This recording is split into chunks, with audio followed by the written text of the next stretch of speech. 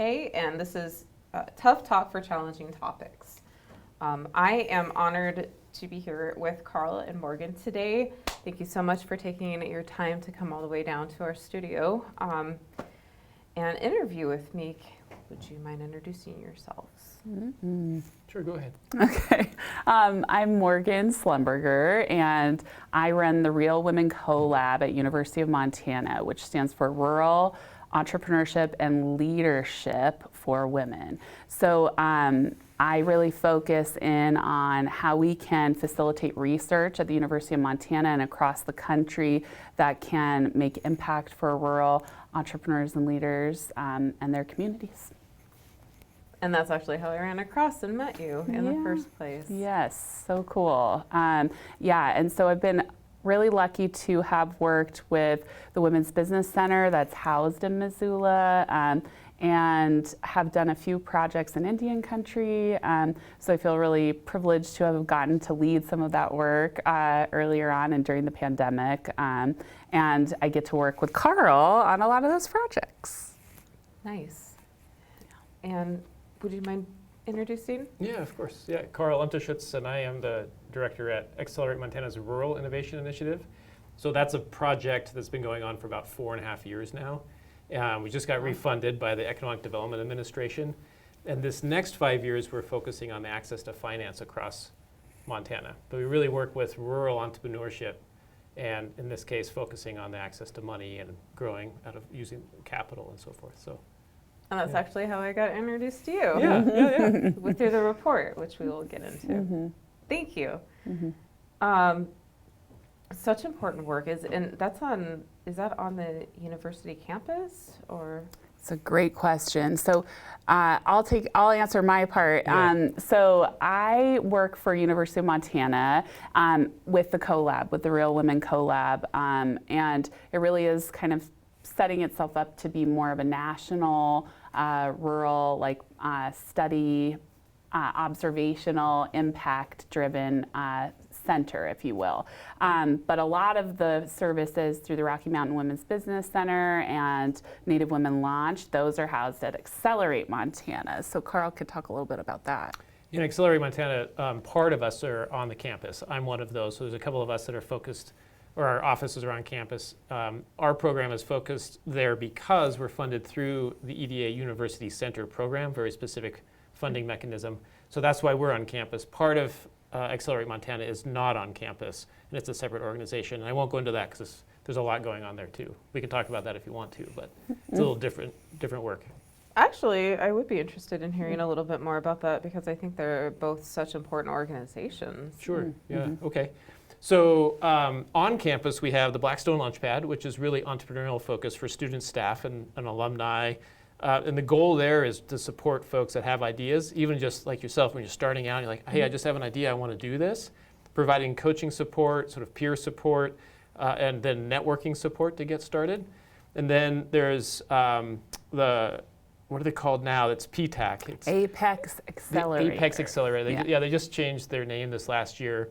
And that program is a federal funded program that helps businesses get government contracts, so either federal or state contracts. Okay. There's also the Small Business Development Center that's located on campus. So these are hosted by the University of Montana, providing an office and so forth to be there. Wow. And the Small Business Development Center also is a coaching program really designed for local businesses within this region to prepare to go find financing, like go to a bank or go to a CDFI and so forth. So those are the ones that are on campus. The World Trade Center is also there. Nice. So the Montana World Trade Center is housed here at the University of Montana. And then there's a whole host of programs that are part of Accelerate Montana but are hosted at Montech, which is the building just across the river on this side, actually just down the street. And those are really workforce development focused and also training focused, doing a lot of curriculum development online for training on workforce, as well as Job Site Ready, which is construction and trades kind of training focused. What did I miss? They partner with the state of Montana. They partner with, they have some SBA contracts that are focused in on innovative technologies and biotechnologies.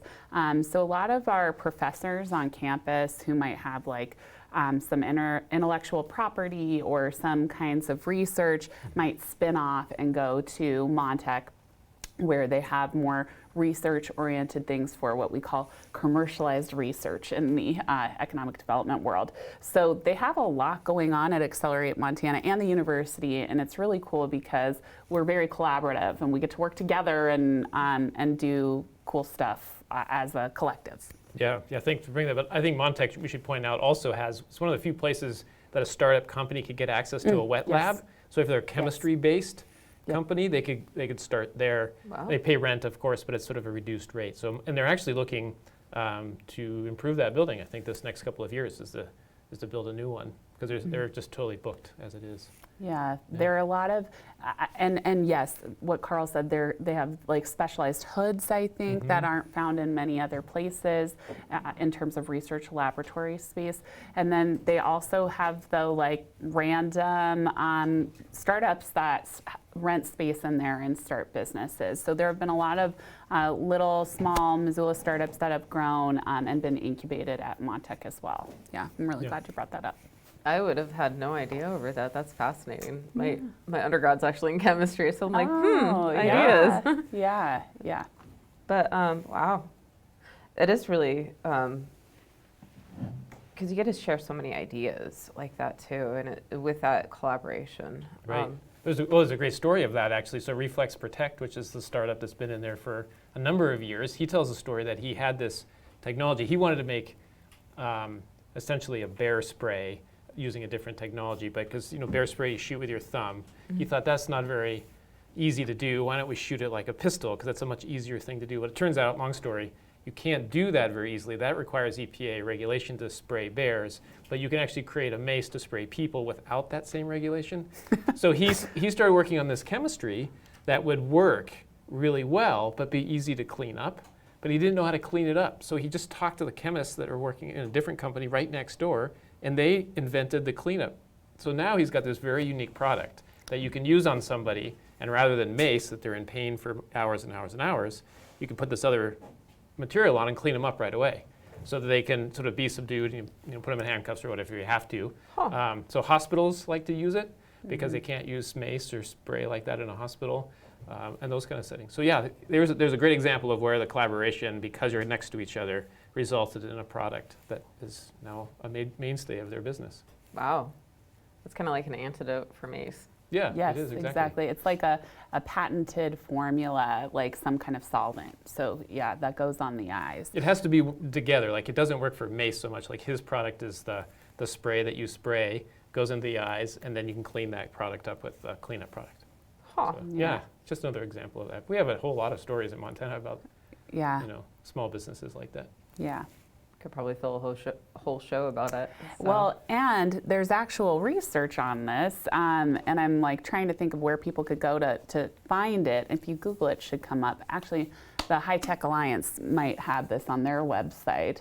But there's research on our whole ecosystem as being very unique. And there's a foundation called the Kauffman Foundation, and they we were listed in their startup index for like 3 or 4 years running, I think, in the top 4 for most startup activity in the country in Montana. And we were very curious about that as a community in 2015, 2016, 2017. They now list this index differently, but then we were like, hey, come investigate, like come check it out. And so we actually do have research conducted by Kauffman Foundation researcher who's now no longer there. I think they're at a university, but it lists that we're a very collaborative ecosystem. And I always equate this other piece where we have more access to very important people than other states. So I call it like 4 degrees of Kevin Bacon instead of 6 degrees of Kevin Bacon. But if you think about it, Karl and I could probably get a hold of the governor in maybe a matter of 3 phone calls or emails if we really needed to. If there was something urgent, we could probably tap that resource. And we're well, at least I'm not that important, but I'll let you, speak for yourself. But I think in another state like California, you could just imagine how maybe difficult it may be to reach, their governor. So we have a very supportive ecosystem, a sharing ecosystem, and a startup ecosystem that really celebrates and tries to support people starting out, including very important people in the community. So I think that's pretty unique and special. And those stories are really amazing, what Karl shared about Reflex Protect, but there are a lot of other businesses who I'm sure could share similar Absolutely. stories. So it's pretty neat. That is, and it is so different. Since I've lived in separate states, I haven't had that level of support. And I'm not going to call those states out necessarily, but that's the biggest thing that I love about Montana, is that just personalization, the different ways of networking and going about helping each other build, rather than the, what's a good word for it, not so warm and welcoming ways. So there isn't as much support in some of the areas, other, what do you call it, ecosystems that I've investigated, Yeah. like California. Yeah. Oh, yeah. Well, I think too, there's something in that same study that I mentioned, and there's like a certain chutzpah that, like, I'm gonna not equate this accurately, so please double check the information. But there is like a je ne sais quoi about the people of Montana, and there's a pull yourself up by your bootstraps mentality. There's an authenticity, I think, that may be unique here. And then there's like mending fences together kind of piece of the puzzle that's pretty special, I think. And that we hear a lot from our the people we work with around the state, like, how do we preserve some of this, as matriculation happens from other places. So anyway, I think it is unique, and it's been studied. That's how unique it is, which is kind of cool. That's what I love about it the most. I mean, it's home, and I think modeling it too is probably the best way to bring people into that. So yeah, I haven't found that in a whole lot of other places. So I'm very grateful for it.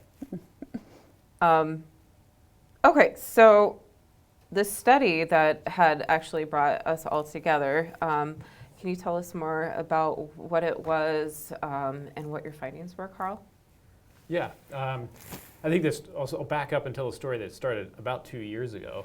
And Dr. Jennifer Eastern actually she was a major part of the project all the way through and still is, but she was the impetus of this. So Jennifer grew up in Billings. She was actually born in Lewistown, but then moved to Billings in middle school and high school. And then she went to school here at University of Montana, and then went off and got a PhD on the East Coast and did her work globally. And her work really was in developing economies across the world, in Africa and other places, where she really looked at how can folks that don't have access to capital, how can that be improved in different economies? And then what's the result of that? How do you actually, does that show that those small countries or smaller developing economies actually grow? So that was her background, and she did that for 20, 25 years. Moved back to Montana, took early retirement recently, and she just came and talked to us several years ago and sort of asked us the question, is there data in Montana to show sort of what's capital, how's the capital or the money, the financing, how is it flowing in the state? Like who's deploying it, who's it going to, how much, and where? And we shrugged and said, we don't know, but let's go look around, and we couldn't really find any. And so Jennifer and I started making some phone calls and called bankers and called Department of Commerce folks and really asked the question, is there anything like this? Has there ever been a study like this done in the state? And the answer was always no, we don't know of one. And the next question was, would it be helpful for you? Would it be interesting? And what parts of that would be interesting? And everybody said, yeah, this would be great. Could you do something that would start to map out, what do we call it in the beginning? We called it the state of capital, or the and then we moved on to access later, but it kind of started out like, could we just gather information about the state of the flow of money to small business in Montana? So that's where we started.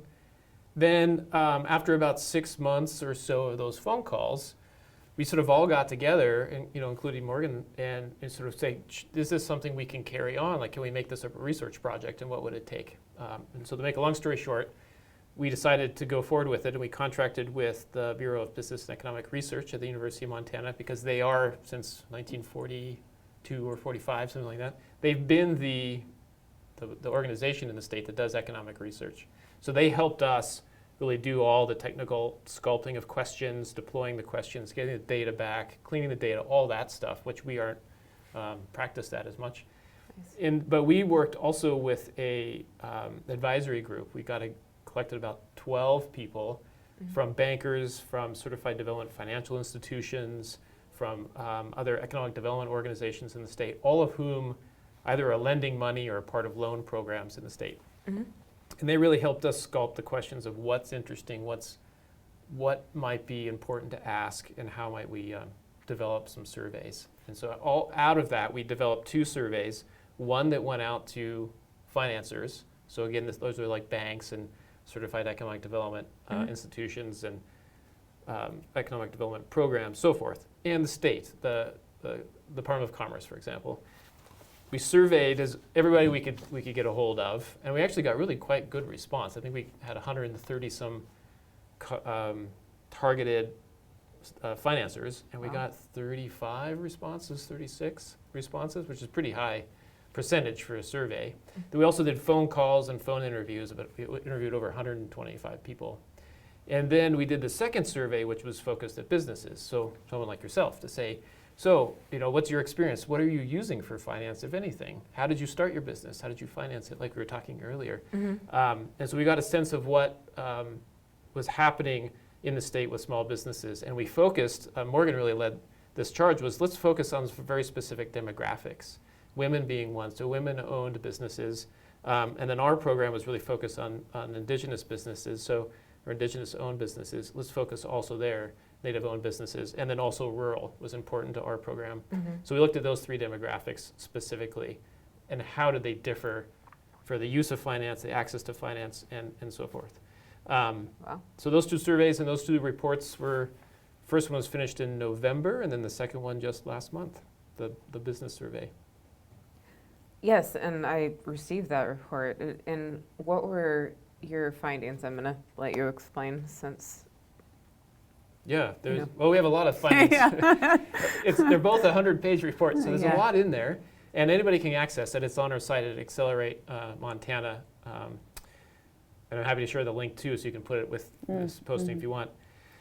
So there's a lot of findings. I think some of the things that come up is there's twofold. So there's the findings and things that we found from the business report, so the people we talked to at businesses, and one of those is that by gender and by demographic, the access or the use, we called it access, but it's really what we could say is the use of financing. Men use financing tools more than women do, so we found that to be true. And business financing tools. Typically, and then native-owned businesses were even less. And so we don't know why yet, and so this is maybe the next step, so we can talk about that later, but the whys could be in a lot of locations, like on reservations, there's only maybe one bank. Maybe there's not one at all, or maybe there's just a local lending organization, which we'll talk about. But the other finding is they don't have access to enough money to on-lend. So we just found that, there are fewer. They don't use financing tools as much, business financing tools as much. They'll fund it out of their own pocket, or they'll fund it from the friend, or they won't be able to start because they don't have money to do it at all. So that's just one of the findings to say, here's an is. We're not making a determination of why yet, but we then also surveyed the state around where are bank locations, and there's certainly banking deserts in the state where it's very difficult if you live, eastern Montana to get to a bank. You might have one, you might have 2, but then you're driving hours and hours. So if you get turned down by a banker, you may have to drive hours and hours to find another one, which we know businesses have to often go to 4, 5, 6 banks before they get accepted. Wow. It's things that I would have never thought about. What about like online access? Is there any, that a factor in how that would affect the statistics? Yeah, that's a good question. We didn't dig into that much. There is a question in there about fintechs and how many people use financial technology companies.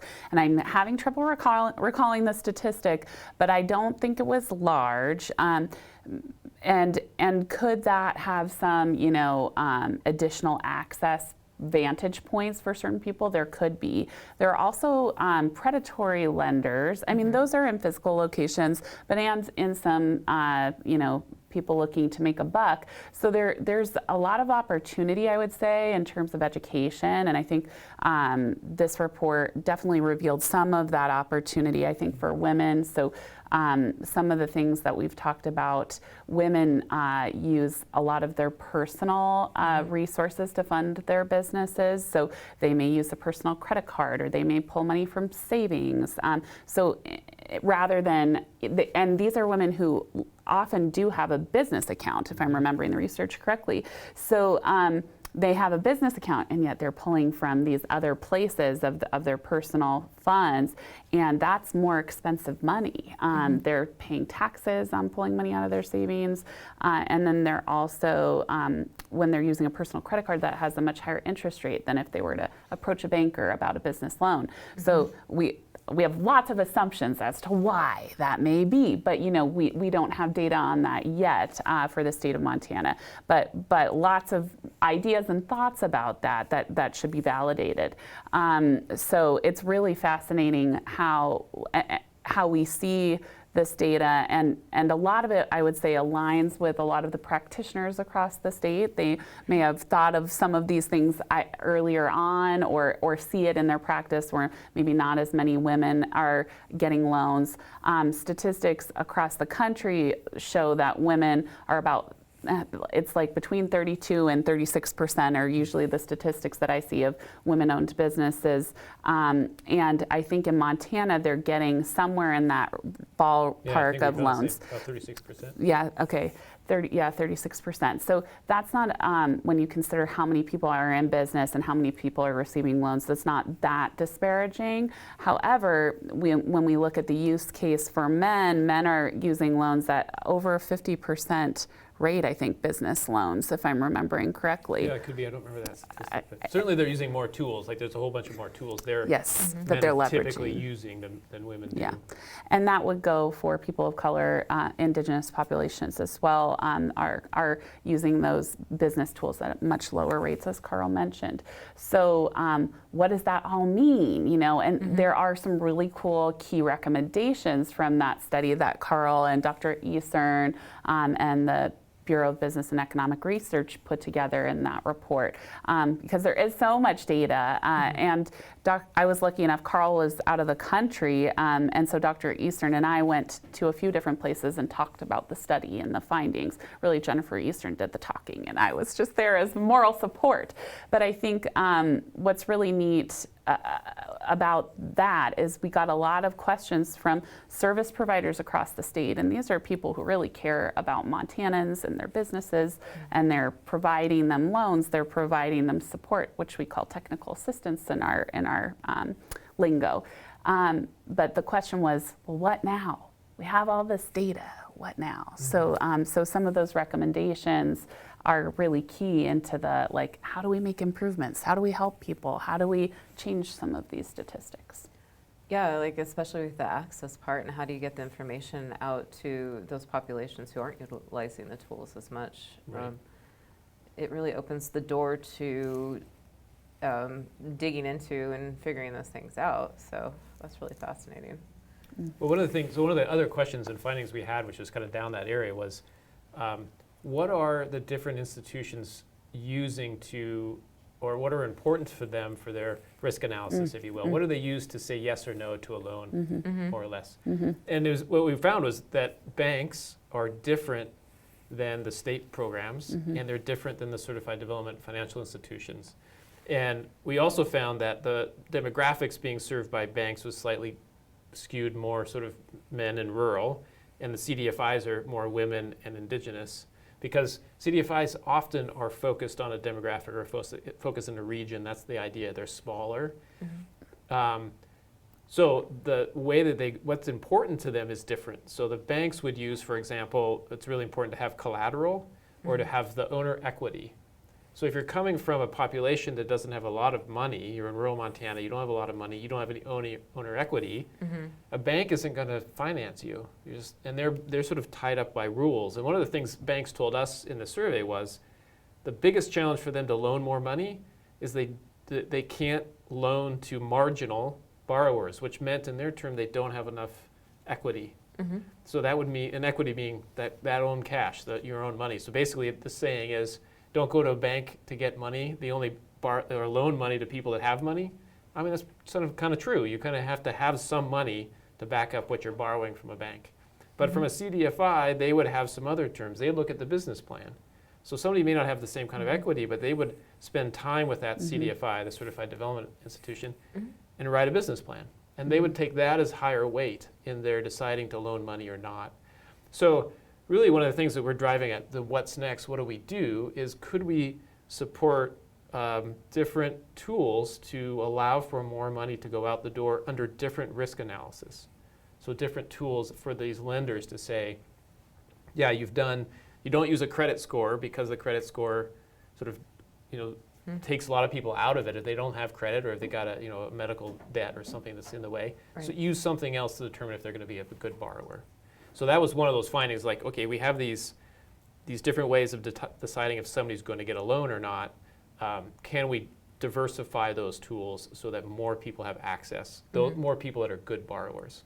We also heard from the certified financial institutions around the state, particularly native-owned, is that they're lending to folks that would not be eligible in a bank or even some other areas because they know them. They sort of know kind of what might be called character lending, and they have very low loan loss rate. So they're doing it very successfully.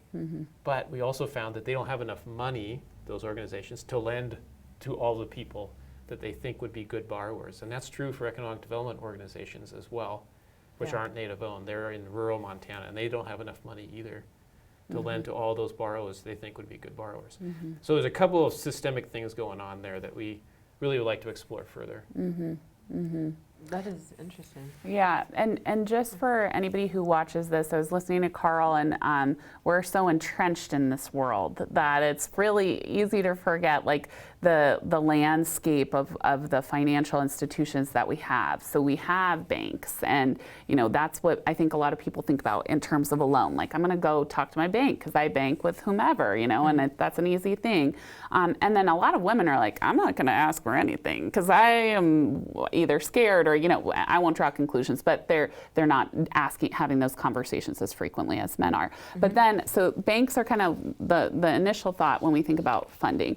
But there are community development financial institutions, or there are community revolving loan funds, or there are a host of this kind of middle player. I don't know exactly how to explain it, but they are funded with some federal funding, and then they're entrenched in a lot of state funding opportunities, and then they support some SBA loans, as do some banks, but their charge is really to bridge the gap. So when people are not bankable, is the term we use, when they're not ready, when they don't have assets, they don't have collateral to put forward, Community Development Financial Institution, a CDFI, can take on that higher risk loan. So, I'm Morgan, who maybe I'm living in a tiny home and I am, have a day job and I'm looking to do this at night, but I really don't have any equity in my home yet. I have debt there and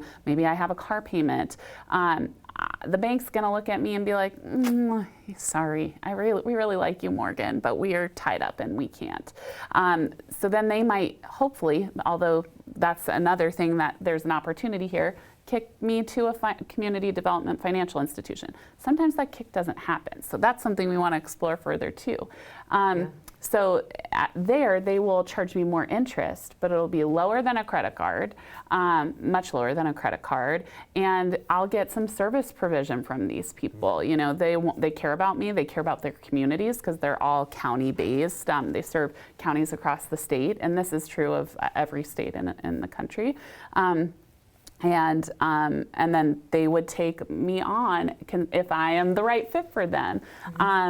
And then there are some other places that you can get money from as well. So when we talked about grants at some point, the state government might have a few funds. And then there's this whole other place of investors that we haven't really gotten into in this conversation. But there are investors across the state, and there are venture capital funds, and you can think of that as a stock portfolio, except it's a lot of wealthy people putting it into a stacked piece of the puzzle. Like, they have a lot of high-tech, high-growth companies that they're betting on at least one or two to win in a certain fund.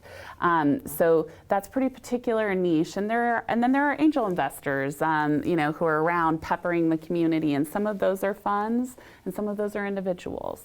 So it's a complex, I think across the country, it's very complex. But CDFIs and banks, they do work together, and there are opportunities to do more, which is what we're excited about, I think. And then investment, it's a pretty niche service most of the time. There are different people who are playing with things across the country that excite us, but most of the time it's pretty niche, and they're looking for larger returns, although that is also changing. And that might be another conversation for another time. There's so much. Yeah. It's so complicated. Like, how would you get access to any of that information? And how would you know, like, just a person like me, let's say I was just starting out.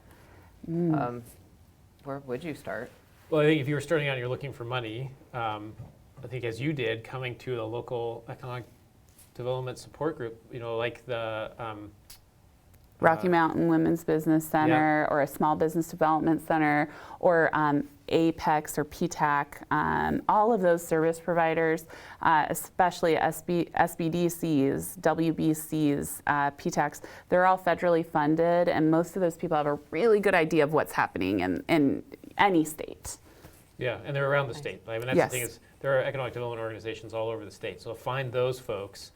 We also encourage people to go talk to a bank pretty early, even if you're not looking for money yet. In fact, that's the best time, is to go talk to the credit union or a bank and just let them know. Even if you have a personal account there, a savings account, you can just say, hey, I'm thinking about starting this business in a few months or a year, and I just want to let you know I'm going to be working on it, and they can help you understand what you need to get together to come look for a loan. So those are kind of the first steps. And they, like Morgan said, and they might be able to help you and also say, well, you're not going to be a good fit for us, but here's the Small Business Development Center down the street. Go talk to them first. Or go talk to the economic development organization in town. They might have a revolving loan fund for you. So it is complicated. I think the idea is, can you find one place to kind of get in, and then somebody can help you get connected. And the state website usually has most of the small business development centers listed, and some of the women's business centers. We only have two, one in Bozeman, one in Missoula, but the Missoula one serves the whole state. And then there are many SBDCs peppered throughout the system. And then on various reservations, there are Native American business advisors. And some of them are on reservations, some of them are off reservations, but there is support for Native entrepreneurs as well if they're looking for a more cultural fit, and people who really care about Indian country. So there's a little bit of support everywhere, and there is no central repository for all of this, which we've heard about for many years. So that we're definitely listening to that and thinking about that as another opportunity. Like, is there a way to have all of this information in one place virtually to support the state? We do have it in the report as a list, but it's not very accessible yet. So our next step maybe is to get that up on our website and try to at least the different places you can find financing. So we gathered it together. It just isn't available really. Have easy access to the public on a website. Yeah, so you can see all the different places. And we're kind of holding back. At least I was thinking, like, well, we got to figure out how to articulate what's the difference and why you'd go to a bank or why you'd go to a CDFI versus these other ones, because that could be confusing and just stop people in their tracks. Like, well, I don't know, how do I choose? Yeah. So I'm hoping to get some funding for research to make a quiz for that, because I think that would be so cool. So anyway, anybody out there? I was just making a slide deck with a contractor of mine, and one of the fundamental statistics that I talk about is women weren't allowed to have credit until the 70s. And that's a big deal when you think about catch-up. And prior to that, for I think it's like 200 or slightly under that, 200 years in which this country was founded, that's a lot of catch-up to play, and that was only 50 years ago, so approximately. Right. So I think women, people of color, they need more access, and so how do we really examine like what's happening and maybe incentivize these additional tools, because that's a lot of years of catch-up that they're playing, and the systems were not built by them. So so I think that there's an opportunity, and it's a win-win, because if we can figure this out, funders get more deals that are hopefully just as good as the others. So I think, yeah, it's a win-win. How do we reach that together? And that's kind of the precipice that we're standing upon, which is pretty exciting in my view. It's like a gate, and the gatekeepers are the ones who are making those decisions. Should we fund or not? And I know so many brilliant, talented individuals who want to start their businesses that have the ethic, the work ethic and the knowledge in order to do so, and that's the thing that's preventing them from doing that. Is not having the money to do it. Yeah, the skills there, the labor's there, and they can sometimes get resourceful and maybe start really slowly and start building, but it's such an economic cost when they're not able to do that too, because then if you think about it, you're paying more in potential other ways for what it might be costing the economy with, I don't know what it might be, I don't want to classify it, but with needed help. And then you look at the things like they might be paying rent and how astounding that is at this time. And there's so many roadblocks for people who have the talent and ideas to get over just to get a business open. I think you just sort of illuminated sort of where we want to go next, is this idea that the term I've been using, it's not a perfect term yet, but is we want to increase the flow of successful financing. And successful financing to me looks like the borrower is successful in running their business and keeping it going and is profitable, so it pays them and their employees and their family, and the lender who gave them money gets paid back the money and the interest, whatever their interest rate is that they determine, right? So they also are successful. There's success on both sides, because you could lend money to somebody who fails, and that doesn't work well for anybody.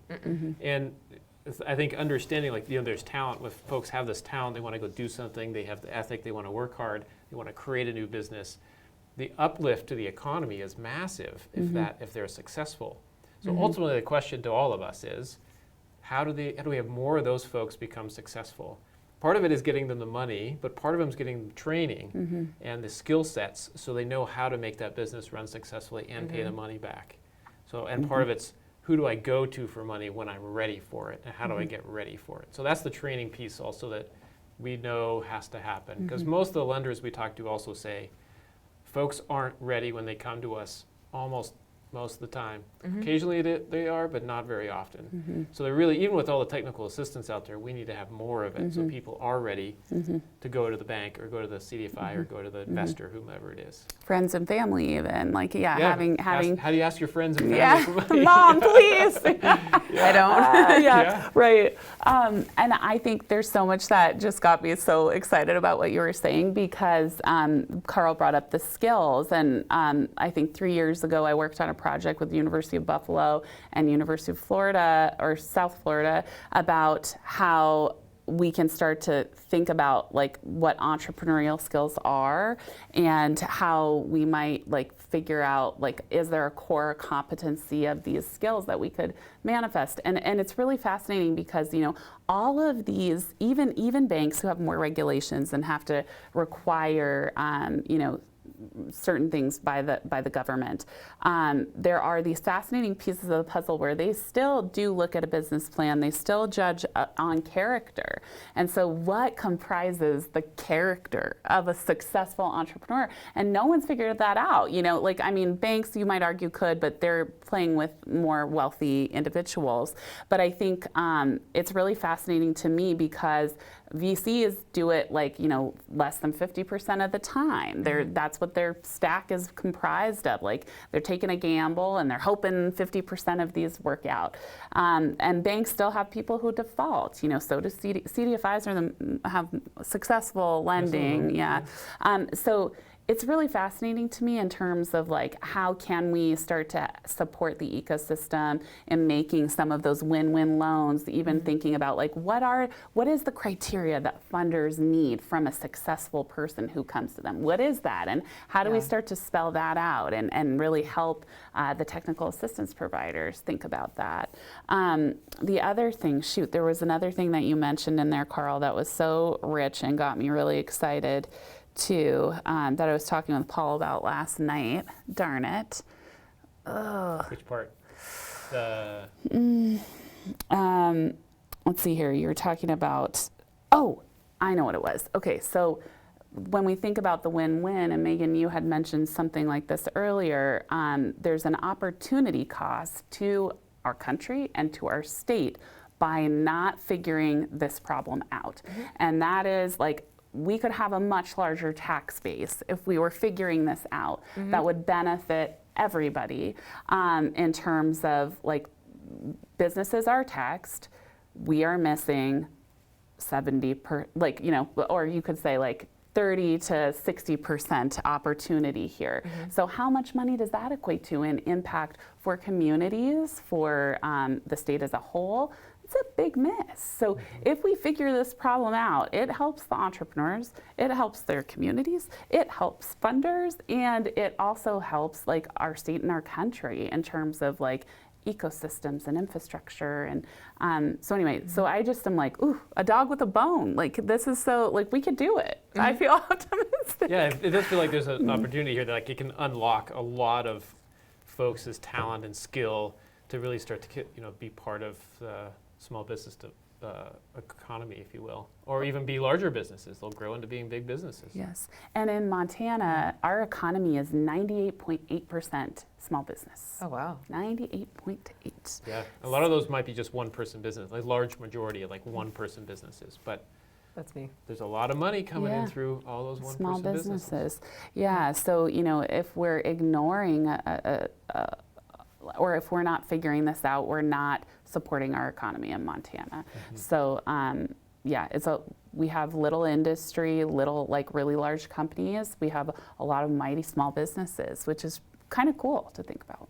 Yeah, and I'm just thinking there would be less like financial dependence on other government programs that are just like basic, what do you call it, supplementary things for survival, like the rent assistance or whatever that might look like too.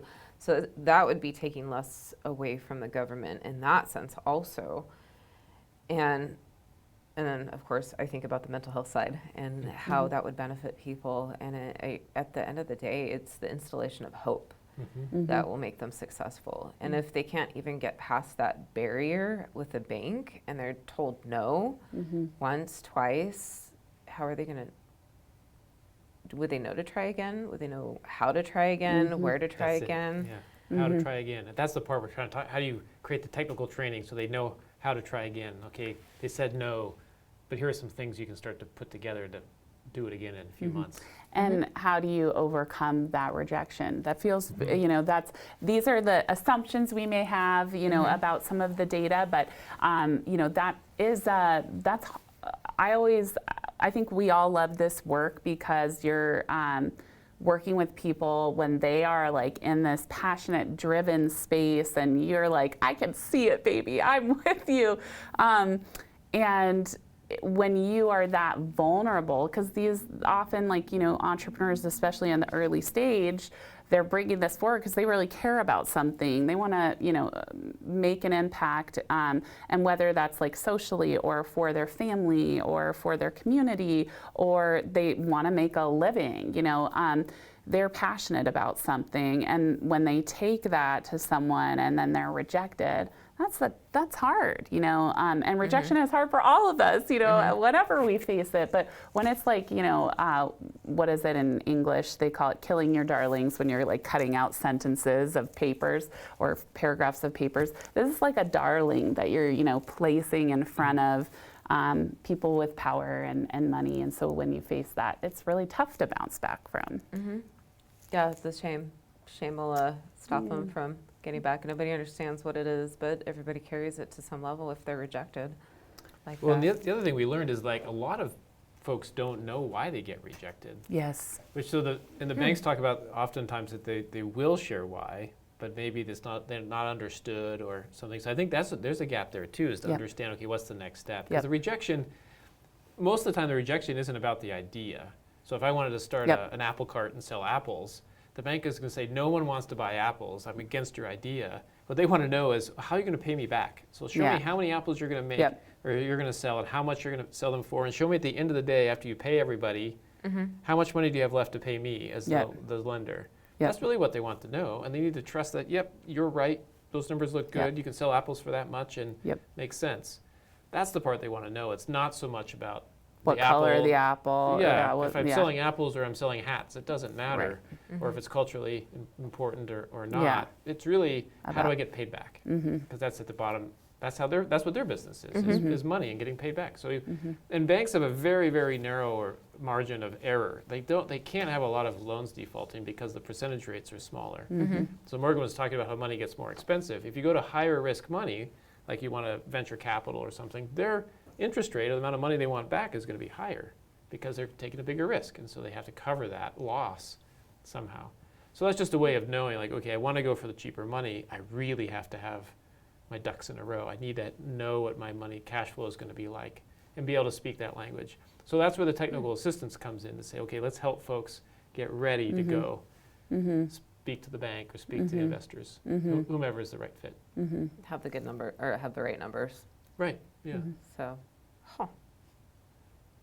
yeah, that's something I would not be good at. So I'm getting better at. You're in good company. It's like why a lot of technical assistance providers are there. Really, is to get people bank ready and go through their numbers. And there's so many great people in the state who do that. It doesn't have to be your expertise. I mean, your expertise is doing the thing that you do in your business, right? Not doing the numbers necessarily. But they do want to know that you kind of have a sense of, okay, even if my bookkeeper is doing it, I understand. What do I do if I want to sell 100 apples and next month comes and I only sell 50? What do you do? They kind of want to know what your response will be. So they kind of, okay, I can cut back on this and save some money for that month so I don't have as much loss. Those kind of things. Like, how do you run the business so you're saving money when you need to? And you're not necessarily buying a brand new truck if you sell all your apples one month and get all excited, right? You're creating some rainy day funds. Those are all the process is really what lenders want to see, not so much the idea. And the reinvestments, the responsible spending. I'd imagine with training, you were talking about earlier about training individuals in entrepreneurship. Is that, because when I think about that, I think about getting like an MBA or, expensive college courses, which people a lot of times don't have access to either. Would that be something that you could create on like a certification level, like a month's course or? Yeah, it's really great timing that you asked that question. And I'm sure Karl can fill in some blanks too on the accelerate side, maybe even. Well, I think Women's Business Center is doing more of that right now. Okay, yeah. So there are definitely courses available, and whether that's through, the small business development centers or women's business centers, and specifically like the Women's Business Center that I used to lead, they do have a number of courses that are free. I think they just turned all the courses free, actually. So they're asynchronous and free from my understanding. Double check that. But that's all like online, ready for anybody to access in the state who can get to an internet connection. And I know that's complicated in itself. We've had many talks about that too. If you could get to a library, you can get to a community center where there are computers, that's a really great resource. And it's asynchronous, so you can do it on your own time as you have the ability. There are also plenty of centers that would do phone call based thing. One of the projects that I'm working on right now, and it's kind of our inaugural project, is what happens when we educate entrepreneurs on one side. So we have a group, I think we have at this moment 25 applicants for this program, and we're hoping to maybe double that, but we'll see. What happens when we run women through these entrepreneurial criteria that is mainly based in business finance? Like, how do they really ensure that by the time they're through this program, they have a solid understanding of some business principles, some business strategy, and financial education. So like how, not necessarily becoming a financial expert, I want to be clear on that, but like understanding the numbers, like what do these numbers mean, and why is it important to understand them, and how might I make a business decision because of them? So that's part of it on one side. The other side is that I'm really obsessed with is funder education, because for so long we're putting this burden on entrepreneurs to learn more, to do more. They're already doing a lot, and especially when you think about women in childcare and elder care, you know, they still carry the majority of that burden most often. So we're asking them to do more, we're asking them to learn more, and we're asking them to fit into these systems that haven't been built for them, and they're trying to play catch up, all the things. And then funders, you know, they definitely are educated in their area of expertise, but they may not know everything about everything. Karl and I know a lot about a lot because we have to. It's a part of our job to figure out what's happening across the state and who's where, and making those connections for our programs.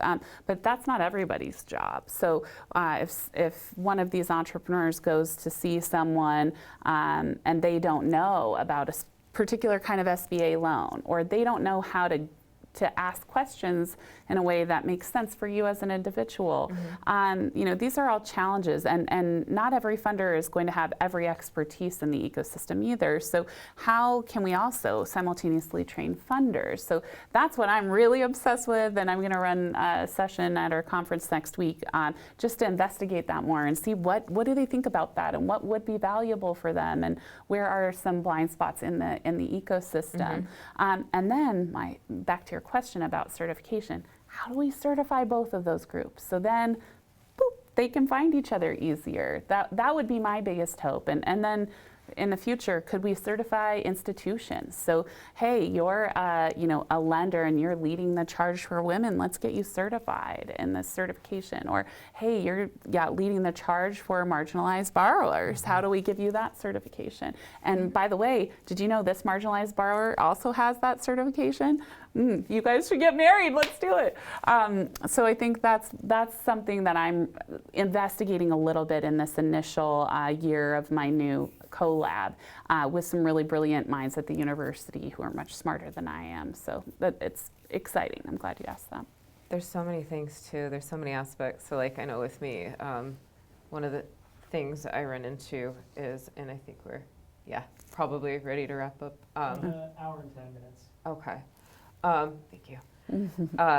Autism is a big bar when it comes to communication and understanding all of that stuff. And so like for me, I'm an autistic, and I go into an interview and I'm going to be honest and straightforward about everything, right? And I don't know how to play the game. I mean, at least I've gotten a lot better at it, and I know now, but early on in like interviews, that's a big factor, and especially when you're doing interviews for the financial aspect. If you're getting asked those questions and you don't know how to answer in a way that they want to hear, because interviews aren't about answering the questions right. Interviews are about figuring out and getting a feel for somebody's character. That becomes a wall for people who are a really, really excellent source, well-educated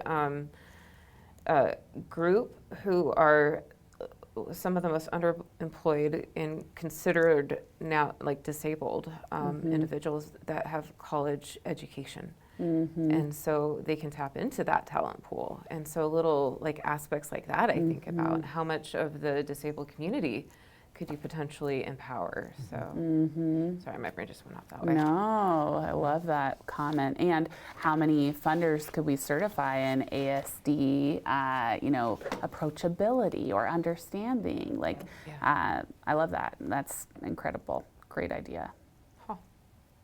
Anyways, I could talk forever, but we're probably about done. And thank you so much for coming in. And it was I learned so much through these talks. And I'm hoping everybody has been able to get something out of this. I'll take a look at and put some of that information in about what we had talked about with the funding sources when I go through and edit the video. And so I'll make that available for people too. Great. Yeah, and if you have any questions, we can. Yeah, if you want to, on the funding sources, if you want to grab something, put something that's not available, that list I was talking about in terms of funding sources is Appendix B. I think it's like the second or third page in the appendix, and it's just one page, and it's a whole list of all the different funding organizations, including banks. I think we rank them like banks in Montana, credit unions. And then we have state funds. Oh, I didn't even say credit unions. I just said CDFIs. Yeah, well, we lump credit unions together with banks, basically, because they're different, but they're similar. They have to sort of adhere to the same similar regulations. Wow. Understandable. Yeah. I'm going to close out really quick. Yeah, Thank no you problem. for joining us for Grizzly Talk today. You're here with me, Megan McKay, and have a good Wednesday. And I just edit stuff out.